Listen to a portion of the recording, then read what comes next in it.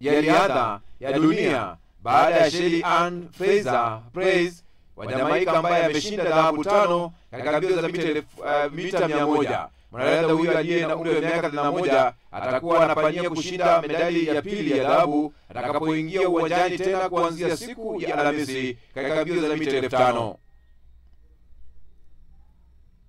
Mtangazaji na msanii Robert Redford aliyefahamika kama Cindy Baga anasema mwigizaji huyo alifariki mapema leo nyumbani kwake huko Sanders katika milima ya Utah, mahali alipokuwa akipenda akiwa amezungukwa na wale wanaompenda.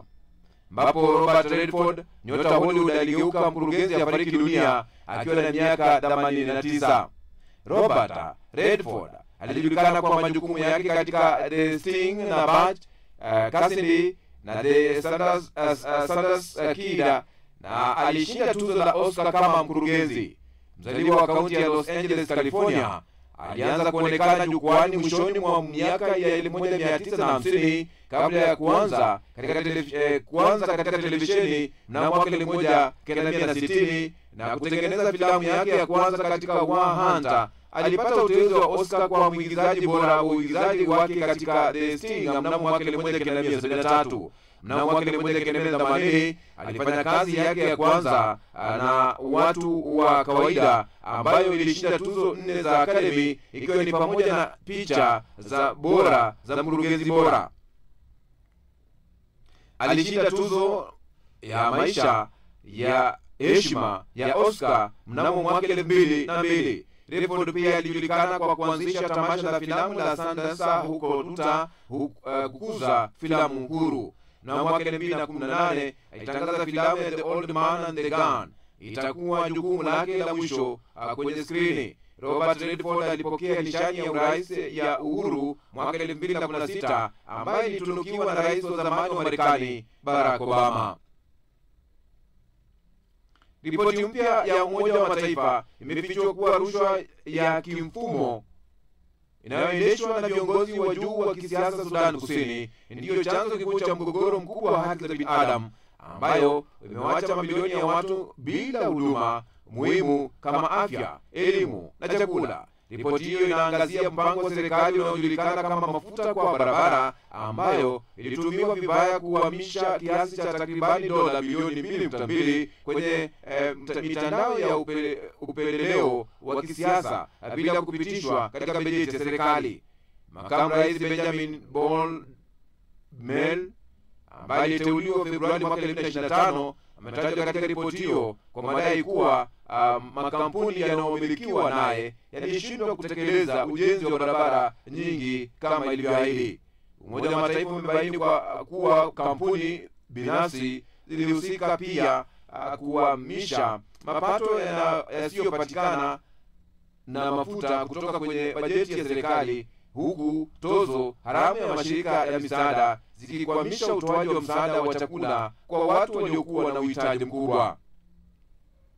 Tangu Sudan Kusini ilipopata uhuru mwaka 2011 imekusanya zaidi ya dola bilioni 25.2 za mapato ya mafuta. Licha ya kiwango hicho kikubwa cha fedha, bajeti nyingi zinanufaisha viongozi wa kisiasa kuliko raia wa kawaida.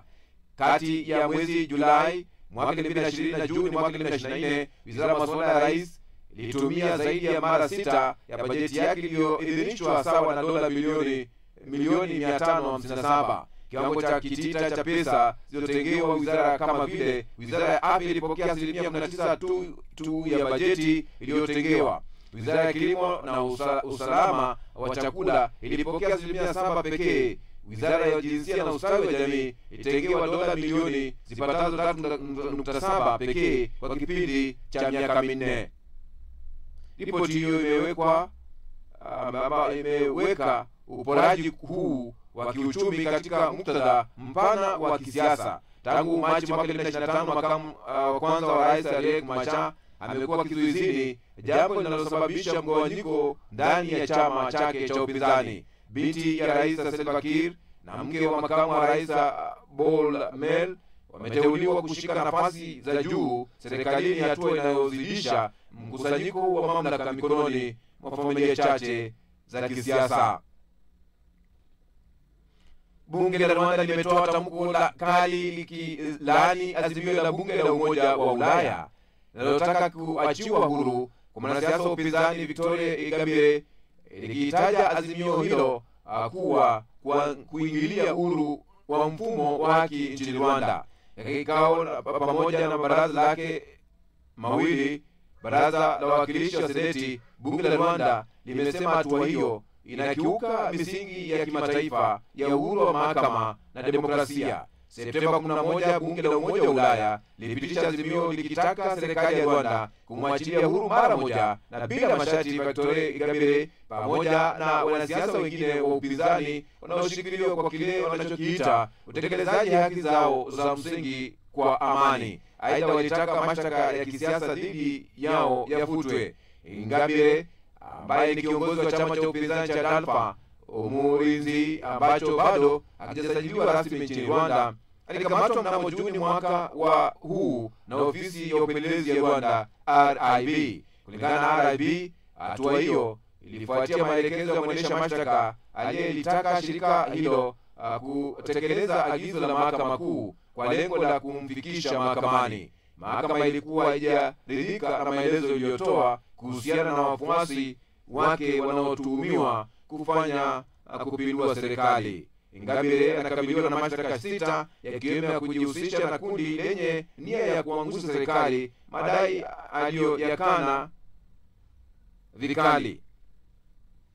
Bunge la Umoja wa Ulaya limekumbusha kuwa mnamo mwaka 2010 Ingabire alikamatwa na kuhukumiwa kifungo cha miaka 15 baada ya kile alichokiita kesi isiyo haki. Hata hivyo, aliachiwa huru Septemba 18 mwaka wa 18 baada ya kupewa msamaha na Rais Paul Kagame. Aidha, bunge hilo limerejelea uamuzi wa mahakama ya Afrika ya haki za binadamu na watu ya mwaka 2017 iliyobaini kuwa serikali ya Rwanda ilikiuka haki za Ingabire, hasa katika uhuru wa kujieleza na kupata haki ya kusikilizwa kwa haki.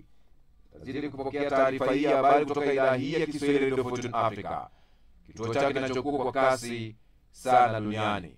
Wakati huu basi ni wakati mwafaka, msikilizaji pote pale ulipo, nenda kwenye awamu ya pili ya matangazo yetu, ambapo unaenda kupokea ripoti za waandishi wa habari, na hapa naungana na DW. Hamas imemshutumu waziri mkuu wa Israel Benjamin Netanyahu kwa kubeba dhamana ya moja kwa moja ya maisha na ya mateka wanaoshikiliwa Gaza. Jeshi la Israel limeanzisha operesheni ardhini katika Gaza City, likisema ni hatua ya mwisho ya kulisambaratisha kundi la Hamas. Amina Abubakar na taarifa zaidi.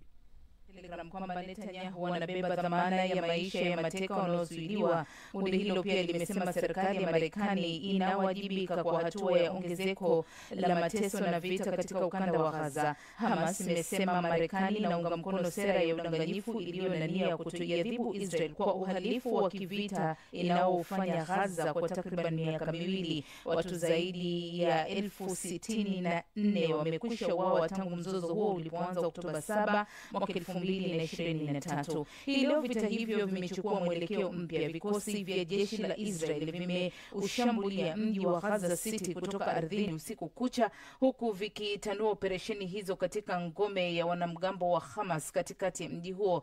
Jeshi limesema limeingia katika hatua yake ya mwisho inayonuiwa kulisambaratisha kabisa kundi hilo la wanamgambo wa Kipalestina. Hatua hiyo imekosolewa vikali na viongozi wa dunia. Uturuki kupitia wizara yake mambo ya ndani imesema operesheni hiyo ni awamu mpya ya mipango ya Israel kuendeleza mauaji ya kimbari Gaza. Waziri wa mambo ya nje wa Uingereza Yvette Cooper amekosoa operesheni hiyo akiita ya kizembe na ya kutisha, na kutoa wito wa usitishwaji wa mapigano mara moja, huku halmashauri kuu ya Umoja wa Ulaya ikisema itapendekeza vikwazo zaidi dhidi ya Israel kesho Jumatano kufuatia operesheni hiyo. Msemaji wa umoja huo amesema vikwazo hivyo ni pamoja na kusimamishwa kwa muda sehemu ya faida ya biashara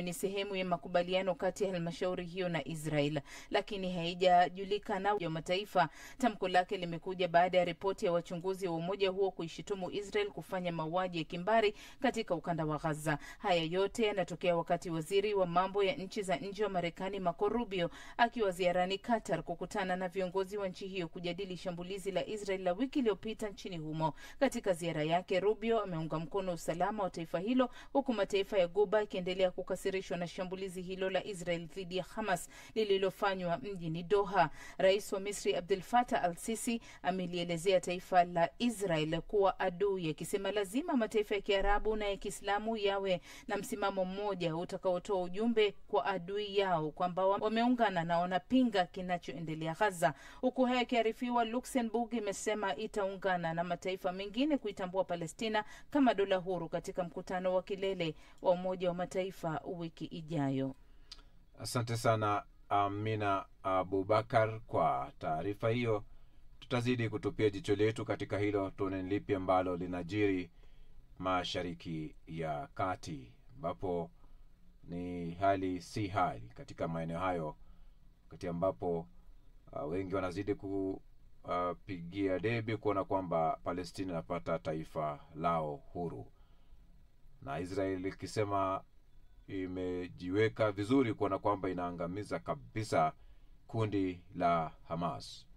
Nazidi kusonga mbele, ambapo tupokee mahojiano. Ni kuleta hili neno la kwamba Israel inafanya mauaji ya kimbari, kwa sababu kama tunavyojua kwamba kuna baadhi ya vyombo vya habari kwa mfano hata hapo Ujerumani au nchi nyingi za Ulaya zinashindwa kutaja kinachoendelea Gaza. Kwa hiyo ripoti hii kusema kwamba Israel inafanya mauaji ya kimbari inaweza kupelekea sasa baadhi ya vyombo hivi vya habari kutumia neno hilo. Kwa hiyo hii pia inaweza kuleta uhalisia wa kitu kinachoendelea.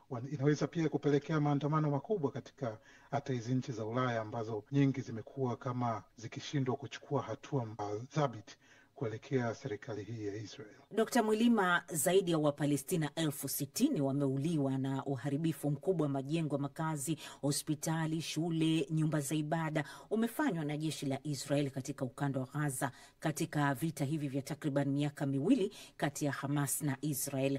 Ripoti iliyotolewa itabadilisha nini katika vita hivi? Sidhani kama itabadilisha chochote, hususan kuelekea kwa upande wa serikali ya Israel. Tukumbuke hata kabla ya ripoti hii kulikuwa kuna kesi ile ya ICJ, utakumbuka mahakama ya kimataifa ya haki iliyopelekwa na Afrika Kusini, ambayo ilisema kabisa kwamba kuna uwezekano kwamba Wapalestina wanapitia mauaji ya kimbari. Kuna mashirika makubwa kama ya Amnesty International yalisema pia swala hili kwamba kuna mauaji ya kimbari yanafanyika Palestina. Kuna pia maafisa wa ngazi ya juu kabisa walitoa tuma kwa serikali kwamba serikali ya Netanyahu inafanya mauaji ya kimbari. Na pia tukumbuke kwamba mahakama ya kimataifa ya jinai ilitoa warrant kwa Netanyahu na waziri wake wa ulinzi wa zamani, wakisema kwamba wanafanya uhalifu dhidi ya binadamu, lakini tumeona kwamba hayajapeleka labda kufanya serikali hii kusitishwa. Kwa hiyo hata ripoti hii sidhani kama itafanya labda serikali hii ya sasa kuweza kusitisha. Tumeona hata baada ya ripoti hii kutoka leo, tumeona mashambulizi yameendelea Gaza. Ukiweka mizani ya hayo ulioyazungumza, kutajwa kuhusika Israel katika mauaji ya kimbari na mashirika kadhaa ya kimataifa ikiwemo mahakama ya kimataifa ya haki, umetaja mahakama ya ICC. Dr. Mwilima, hii ripoti ya sasa imetokana na uchunguzi wa kimataifa uliofanywa na Umoja wa Mataifa chini ya mwenyekiti Navi Pillay. Imewabebesha jukumu vile vile moja kwa moja Waziri Mkuu Netanyahu, waziri wa zamani wa ulinzi Yoav Gallant na Rais Isaac Herzog. Umoja wa Mataifa unaamini unao uwezo wa kuchukua hatua dhidi ya viongozi hao? Sidhani. Nadhani mtu pekee ambaye anaweza kuchukua hatua ni Donald Trump, ni serikali ya Marekani. Bila serikali ya Marekani tunafahamu kabisa Umoja wa Mataifa hauwezi kufanya chochote, kwa sababu hata swala hili likipelekwa labda katika Baraza Kuu la Usalama la Umoja wa Mataifa litapingwa na Marekani. Asante sana, zidi kusonga mbele katika hatua hiyo, katika uchambuzi huu, ambapo basi nazidi kusonga mbele wakati huu. Kwenye hatua hii ni taarifa ya habari Afrika leo jioni, ambapo awamu ya pili nashirikiana na shirika la DW. Wananchi wa Malawi mapema leo waliteremka katika vituo vya kupiga kura kumchagua rais mpya wa bunge na madiwani. Rais wa sasa Lazarus Chakwera mwenye umri wa miaka 70 anakabiliwa na upinzani mkali kutoka kwa rais wa zamani Peter Mutharika mwenye umri wa miaka 85. Silvenas Karemera na taarifa zaidi. Za asubuhi ambapo jumla ya wapiga kura milioni 7.2 wanatazamiwa kupiga kura kumchagua rais mpya wa bunge na madiwani. Wananchi hao wanateremka vituoni, huku swala la mfumuko wa bei na kupanda kwa bidhaa muhimu kama chakula ikizidi kupanda zaidi. Jumla ya wagombeaji 17 akiwemo rais wa sasa Lazarus Chakwera pamoja na Peter Mutharika mwenye historia nzito nchini Malawi na rais wa zamani wa nchi hiyo wanachuana kuingia ikulu. Hata hivyo, Peter Mutharika anaonekana kuwa mpinzani mkali wa rais Lazarus Chakwera, na kwa mujibu wa sheria za uchaguzi nchini Malawi haikosekana mgombea wa kupata angalau 50% ya kura zote zilizopigwa utafanyika uchaguzi wa marudio. Malawi imekumbwa na mdororo wa kiuchumi tangu mwaka 2020 alipoingia madarakani rais Lazarus Chakwera ambaye pia ni mchungaji wa zamani wa kanisa la Assemblies of God aliposhinda uchaguzi mkuu kupitia chama chake cha MCP au Malawi Congress Party. Hali ya maisha magumu pia imesababishwa na maafa yaliyosababishwa na kimbunga cha mara kwa mara pamoja na ukame ambao umekuwa ukilikumba eneo kubwa la nchi ya Malawi. Takwimu za mashirika ya kiuchumi na fedha zinaonyesha mfumuko mkubwa wa bei katika kiwango cha 20% kwa muda wa zaidi ya miaka 3 mfululizo. Hata hivyo, matatizo hayo hayajawazuia wananchi wa Malawi kushiriki uchaguzi huo. Hamstobe McNeva ni mmoja wapiga kura mapema leo asubuhi. Mgombea ambaye nimempigia kura anapaswa kuhakikisha kuwa vijana wanaajiriwa kuliko ambavyo imekuwa. Nataka kuwaona vijana katika maeneo mengi ya maendeleo. Vituo vya kupigia kura vimefunguliwa asubuhi saa 12 na vitafungwa saa 10 za jioni za Malawi. Maafisa wanaosimamia zoezi hilo wanasema hadi sasa hakuna hitilafu yoyote ya kiufundi iliyojitokeza, na wanatumaini idadi kubwa ya wapiga kura itaendelea kupiga kama kawaida hadi muda wa mwisho. Hivyo ni Kang'onga ni msimamizi kutoka tume ya uchaguzi nchini Malawi. Mfumo mzima wa teknolojia umefanya kazi vizuri na zoezi la kupiga kura limeanza. Tunategemea idadi zaidi ya wapiga kura kama ambavyo imeonekana kuanzia asubuhi. Tunatazamia kuja na kushiriki zoezi hili. Lakini kwa upande mwingine, uchaguzi huu pia unafanyika huku visa vya walaji rushwa vikionekana kuwakatisha tamaa wananchi na hata vyama vya upinzani. Wachambuzi wa siasa za Malawi wanasema licha ya kwamba rais Chakwera aliingia madarakani miaka 5 iliyopita kwa uungwaji mkono, lakini kwa sasa hali mbadilika na watu wamepoteza matumaini kwa kiasi kikubwa. Na katika toe msikilizaji, basi natupatia nafasi nzuri tu ya kuweza kusonga mbele, ambapo wakati huu ni sehemu hii ambapo ni kwamba mwenyekiti wa chama kikuu cha upinzani Chadema nchini Tanzania amefahamisha mahakama kwamba hayuko tayari kuendelea na kesi yake ya uhaini inayomkabili hadi pale wanachama na wafuasi wake watakapokuwa wanaruhusiwa kuingia madarakani. Kizungumza mbele ya majaji watatu, Lissu amesema kesi yake inapaswa kusikilizwa hadharani, lakini maafisa wa polisi wamekuwa wakiwazuia wanachama wake kuingia mahakamani. Ameomba mahakama itoe mwongozo haraka kwa kuwa ni majaji pekee wanao mamlaka ya kutoa mwongozo wote wa mamlaka kwa mujibu wa sheria. Na sasa hivi basi tupokee ripoti hii na uchambuzi. Paul Gabriel akiliambia shirika la habari la Associated Press kuwa hajapokea mawasiliano rasmi kutoka kwa Oyet na kwamba vikosi vya chama hicho havijapokea maagizo ya kuanzisha mashambulizi. Mgogoro wa madaraka kati ya Rais Salva Kiir na Machar ulizua vita vya wenyewe kwa wenyewe mwaka 2013, miaka miwili tu baada ya Sudani kupata uhuru, na ni miaka 8 tangu kusainiwa kwa mkataba wa amani mwaka 2018. Katika hatua nyingine, ripoti ya tume ya Umoja wa Mataifa ya haki za binadamu nchini humo imeeleza kuwa zaidi ya milioni za dola za fedha za umma zimeporwa nchini Sudan Kusini katika kipindi cha miaka 10 iliyopita kupitia ufisadi mkubwa wa serikali, huku wananchi wengi wakikabiliwa na baa la njaa. Serikali ya Sudani Kusini imetuhumiwa na Umoja wa Mataifa wa kutumia mpango wa mafuta wa barabara kuhamisha takriban dola bilioni 1.7 kati ya dola bilioni 4.2 zilizotengwa kwa ajili ya ujenzi wa barabara, huku 95% ya barabara hizo zikiwa hazijakamilika. Kampuni zinazohusishwa na makamu wa rais Benjamin Bolmel, ambaye ni mshirika wa karibu wa rais Salva Kiir, ndizo zilizopokea fedha hizo, huku Bolmel hadi sasa akiwa yupo chini ya vikwazo vya Marekani pamoja na kampuni zake. Ripoti hiyo pia imebaini kuwa kampuni ya Crawford Capital Limited yenye uhusiano wa kisiasa na viongozi hao ilipata mamilioni ya dola kupitia huduma za serikali za kielektroniki kama visa, leseni za mafuta na ukusanyaji wa kodi kwa njia ya mtandao. Sudan Kusini na kiwango cha chini sana cha maendeleo, huku taarifa zikieleza kuwa mtoto mmoja kati ya 10 hufariki wakati wa kuzaliwa kutokana na njaa pamoja na magonjwa, na 5% tu ya vijana hujiandikisha katika shule za sekondari, huku wilaya 76 kati ya 79 zinakabiliwa na uhaba mkubwa wa chakula. Lakini kati ya mwaka 2020 hadi 2024, katika mwaka wa fedha 2022 na 2023, matumizi ya kitengo cha matibabu cha rais binafsi yalizidi bajeti ya huduma za afya kwa taifa zima. Serikali imeeleza kuwa vikwazo vya kimataifa na kupungua kwa uzalishaji wa mafuta ni sababu kuu ya kushindwa kutoa huduma za umma ipasavyo.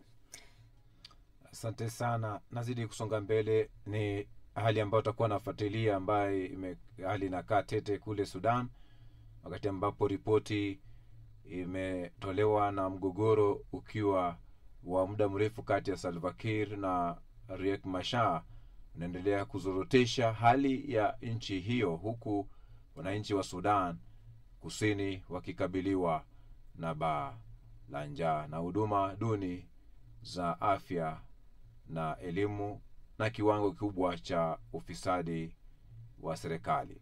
Tupokee taarifa ambapo Mohamed Khelef ana taarifa zaidi. Lakini ni wazi kwa upinzani dhidi ya Trump mwenye umri wa miaka 79 na ambaye mama yake ametokea Scotland umejitokeza hata kabla ya ziara hiyo. Maelfu ya watu wanatarajiwa kujipanga kwenye njia ambazo msafara wa Trump na mfalme Charles utapita, wakipaza sauti zao na kuonesha mabango ya kupinga siasa za Trump ulimwenguni. Polisi ya Thames Valley inasema imetuma kikosi chake maalum kuzunguka kasri la Windsor anakofikia Trump kama sehemu ya hatua pana za kiusalama, na kwamba kikosi hicho kinajumuisha askari wa kawaida na askari kanzu. Ofisi ya waziri mkuu wa Uingereza Downing Street imesema kwenye taarifa yake kwamba ziara hiyo ya Trump itathibitisha jinsi urafiki usioyumba baina ya nchi hizo mbili uliofikia kiwango cha juu kabisa hivi sasa. Mataifa hayo mawili yanatazamiwa kusaini msururu wa mikataba yenye thamani ya hadi paundi bilioni 10, ukiwemo ule wa kuharakisha miradi ya nyuklia na pia ule maafisa wa Uingereza wanaoita ubia mkubwa wa teknolojia unaoongoza duniani.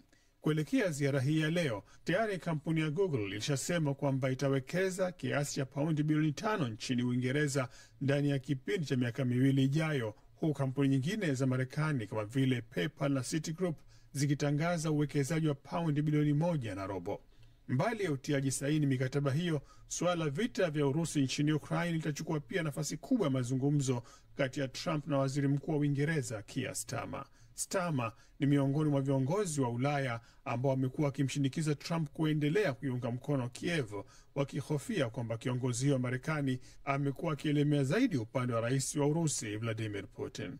Waziri wa mambo ya nje wa Marekani Marco Rubio amesema hivi leo kwamba kuna uwezekano Trump akawa na mazungumzo pia na Rais Volodymyr Zelensky wa Ukraine wiki ijayo, na kwamba bado ana matumaini ya kufanikisha makubaliano ya amani kati ya Kiev na Moscow. Kwa upande wake, mke wa Trump Melania, ambaye anaambatana mumewe kwenye ziara hii, anaonekana kuwa ratiba tofauti. Anatazamiwa kushirikiana na Malkia Camilla ambaye amekuwa akiendelea kupata ahueni baada ya kusumbuliwa na maradhi aliyomfanya ashindwe kuhudhuria mazishi ya mtawala wa Kent hivi leo.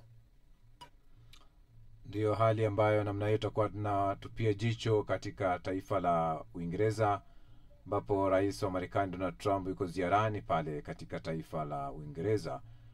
Mazungumzo ya Trump na waziri mkuu Keir Starmer yapo katika hatua hiyo kwenye ratiba, na nazidi kusonga mbele. Msikilizaji, tunakuomba simama kituo hiki kufikia malengo yake. Uratibu kituo kipi Radio 14 Africa kufikia malengo yake. Uratibu kwenye hatua ya kununua transmitter yenye uwezo wa kurusha matangazo yake mbali na kwa njia nzuri atakayotanua wigo letu na kuwafikia mamilioni ya watu kwa njia ya FM. Wasilisha mchango kupitia paybill number 625625, account number ni 012450 800 au till number ni 4561468 kupitia mitandao yote ya kurusha pesa. Mambo yetu, safari yetu, maisha yetu, tamaduni wetu na imani yetu. Sikiliza idhaa hii kwa vipindi bora, matangazo yenye tija, vile vile ukweli na burudani. Sasa hivi na kurejesha kwake Sam Mwasimba vile vile na Tatu Karema kwa yanayovuma kwenye majukwaa ya mawasiliano. Masaa 93 na dakika 11. Nawaza tu hicho chungu ulichokizungumzia ule sufuria, watu wa Mombasa wanasema marigedi. Hata marigedi pia haingia. Sijui marigedi ngapi kwa pamoja. Hiyo miko itakuwa nao mirefu kiasi gani? Manake chungu mwenzake mwiko. Naam.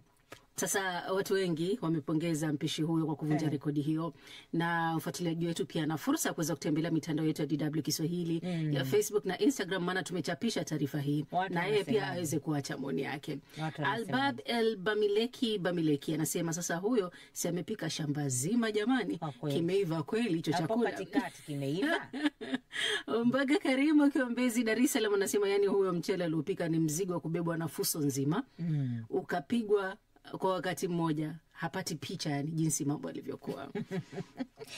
Sawa, lakini nimeona watu wamekula. Kwa hiyo bila shaka ubwabwa wali umeiva. Sasa mbali na hayo, Rais wa Marekani Donald Trump amesema atalishtaki gazeti la New York Times na kutaka fidia dola bilioni 15 kutokana na kile alichokitaja kuwa kumharibia sifa. Na Trump alitaja hatua ya gazeti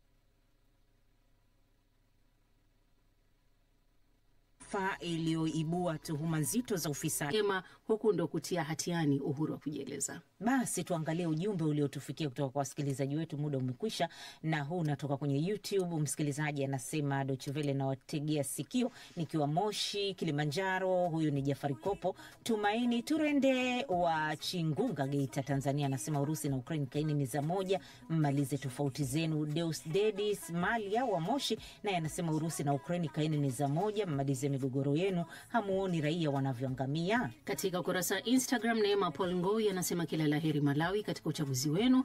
Daniel Welelo anasema hakika kila raia ana haki kumchagua kiongozi anemtaka. Kila laheri huko Malawi katika uchaguzi. Nyanda Bukombe akiwa Ngara anasema sidhani kama hizo ziara zake Donald Trump zinaleta tija yoyote. Livin Kalisti Ndege yupo Kilimapofu, Tanzania, naye anasema anamtakia ziara njema Rais Donald Trump wa Marekani huko Uingereza. Kwenye Facebook, Humphrey Masi yupo Singida, yeye anasema kila laheri wananchi wa Malawi katika uchaguzi wenu. Ujumbe wa Salem Koma nao umetufikia hapa kitokea Singida, yeye anauliza jamani, amani ya kudumu itapatikana lini huko Gaza?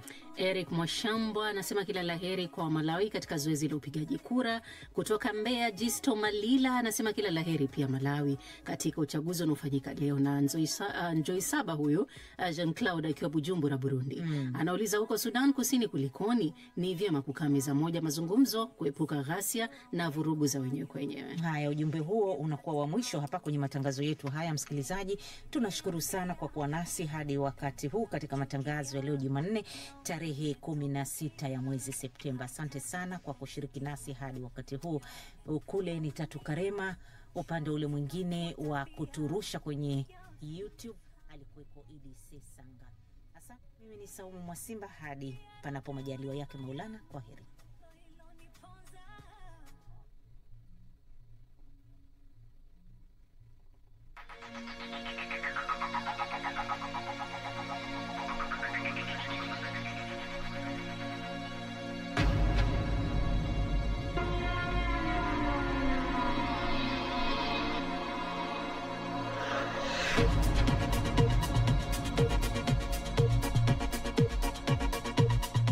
Haya, hata mimi hapa studioni la mno sina, ni kuweza kuelekeza kwenye kiziba mkunga kabla sijaondoka.